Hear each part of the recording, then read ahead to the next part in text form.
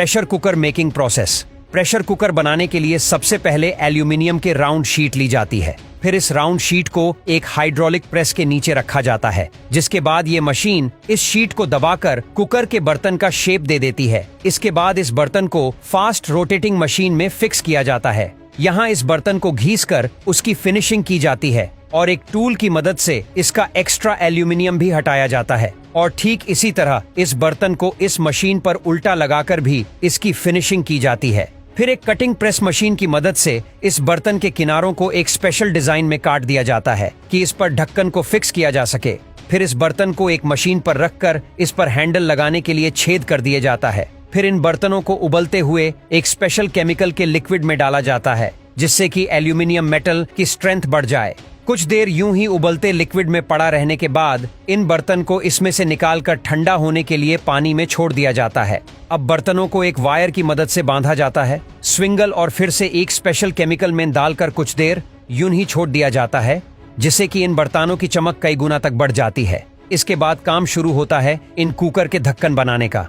Cooker के ढक्कन को भी ठीक इसी तरह से एल्यूमिनियम शीट से तैयार किया जाता है और ठीक इसी तरह से इन ढक्कनों की भी फिनिशिंग दी जाती है और एक मशीन में लगाकर ढक्कनों के किनारों को भी मोड़ा जाता है।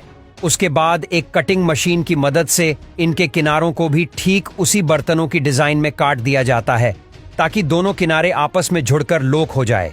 फिर इन ढक्कनों में सीटी और सेफ्टी वोल्व लगा दिए जाते हैं और फिर एक मशीन के जरिए इनके हैंडल्स लगा दिए जाते हैं और हैंडल लगाने के बाद फाइनली इनके ढक्कन में रबर के रिंग लगा के इन्हें बंद करके चेक किया जाता है और चेक करने के बाद इन कुकर को बॉक्स में पैक करके मार्केट में भेज दिया जाता है।